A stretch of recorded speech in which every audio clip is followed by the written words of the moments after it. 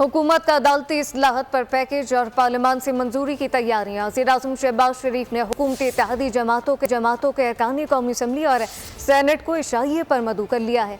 वज़ीर-ए-आज़म शहबाज शरीफ आज इत्तेहादी अरकान कौमी असम्बली और सेनेट को इशाइया देंगे। मजीद क्या तफसीलात हैं फहद चौधरी से जानते हैं।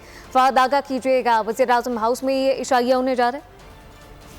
जी देखिए, हुकूमत अदालती इस्लाहात पर आईनी पैकेज पार्लियामान से मंजूर करवाने के लिए मुतहर्रिक है और आज वज़ीर-ए-आज़म शहबाज शरीफ ने हुक्मरान इत्तेहाद में शामिल जमातों के अरकान कौमी असम्बली और सेनेट को इशाइये पर मदऊ कर लिया है।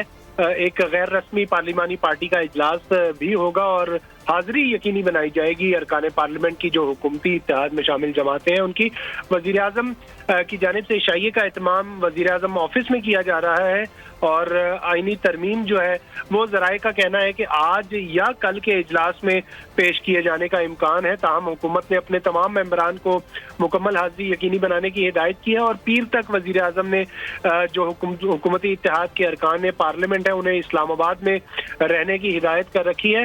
इसके अलावा जो वोट कम पड़ रहे हैं 2/3 अक्सरियत में, उसके लिए भी हुकूमत बिलखुसूस जो है वज़ीर दाखिला मोहसिन नकवी वो भी मुतहर्रिक है और ज़राए का कहना है कि जमीयत उलमाए इस्लाम से गुज़िश्ता शब भी एक मरतबा फिर राब्ता किया गया नंबर गेम पूरी करने के लिए और आज कहा जा रहा है कि खुसूसी कमेटी के इजलास में मौलाना फजल रहमान इस हवाले से जो है अपना हतमी जवाब हुकूमत को देंगे।